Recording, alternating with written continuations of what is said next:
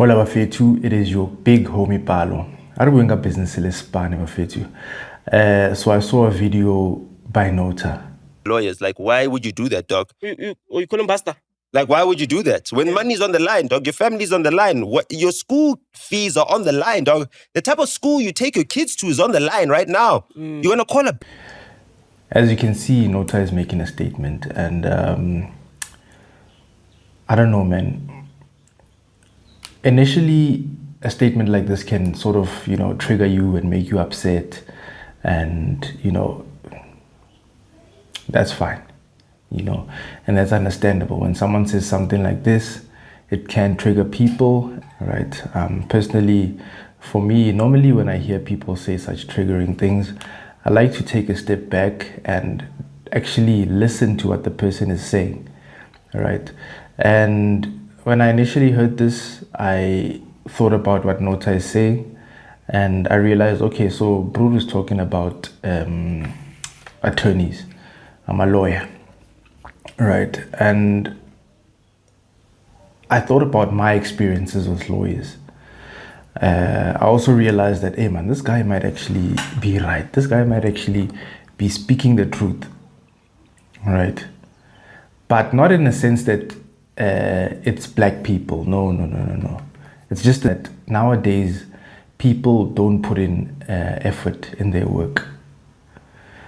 Wherever you go, people don't put in effort, right? And the reason why is because firstly, people are just working for money and not working for a purpose, not working with, a track, understanding that this is the path that I'm taking, and you then land in situations where people do their work, but they just do the bare minimum, right?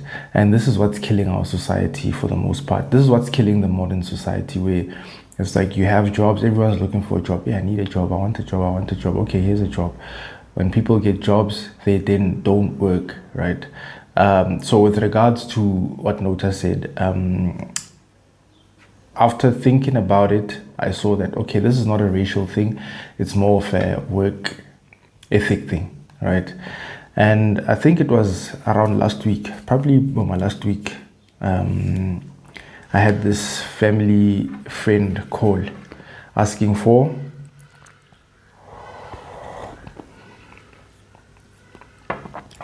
information on a house he saw, the property. So when he asked about this property, he wanted to find out how to buy this house, because the house is on auction, and he wanted to know what is the minimum price for this house. Okay, sharp. So he doesn't have the means at the moment to actually, speak to the people, right? He just wanted to find out if I am able to go to the office or maybe speak to the people or just find a way, right? So I called the number on the advert. The number goes to voicemail. I then call the landline. Someone else picks up the landline, right? Sharp. Already the fact that the first number is unreachable is already a red flag. We move on to the second landline number. Hi, how are you? Sharp.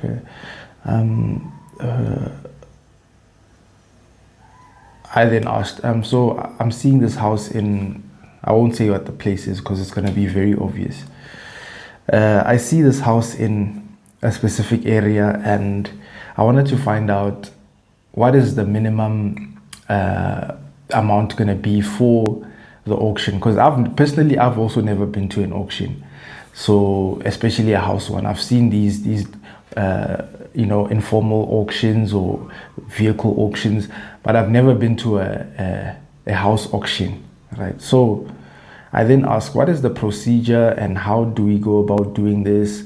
What's the minimum amount? I know that with cars, for example, you're going to be paying 5K you're going to be paying 5,000 Rand as a deposit. Sharp. The lady says, no, I don't know anything about this property. Who's the agent? Right? Already now we are on flag number 2. The lady doesn't know anything about the property, but they work for the same company. right? I understand that agents get commission based on, every individual sale, but these people work at the same company. I asked a very simple question, and the city or town that this house is in, not little, no, it's a very big house. So when I ask her, ma'am, oh, by the way, those are two flags. The first red flag is that, so the first red flag was that the phone wasn't answered. The second red flag was that she doesn't have access to other properties within the same company, right? And forget the whole agent thing, per sale, per what, but you should at least have some information on your colleagues, work. Sharp. I then asked her, okay, so I don't know how auctions work, but I would like to find out how this process is going to go. So please let me know the initial process. No, I don't know about these things. I don't know about these things. So this is an agent telling me that they don't know about these things, which then tells you we don't have a racial problem. We have a work ethic problem in this country. Everywhere you go, people are trying to get extra. People are trying to take shortcuts. People are trying to do all these things. When Nota comes in and says, okay, this is the kind of lawyers that you shouldn't hire. What is a random Bulelani from Soweto gonna do if now his plan is to become a lawyer? You understand? That's where my issue is. It's like you're discouraging people that really want to get into these things, and when you come out and say such things, and this is a brood that is very influential in the country, and I understand that he's fighting for the country in some way, shape or form. He also is a few of the people in this country who don't push for entertainment but push for dysfunction becoming function, and I'm one person who really loves the whole concept of excellence, because now that we've seen that when we just do things bare minimum, then we erase this whole thing of trying to become excellent in what we do. We need to collectively do that in order for our workforce to be much better and perform much better, and for us to have a better society. Based on how things are going right now, there's discouragements from people, there's discouragements from the economy, there's all these problems, and then you have someone who's like an influencer coming in and saying that I never hire that person, because obviously other people are going to listen. If someone was planning to hire a lawyer on that day and they were planning to hire Umtomyam, you understand that now there's a high chance that when they've seen this, they might think twice, like, hey, actually this might be a bad idea. That time the person is competent, but now because this influencer has said such a thing, it could change their mind. You understand?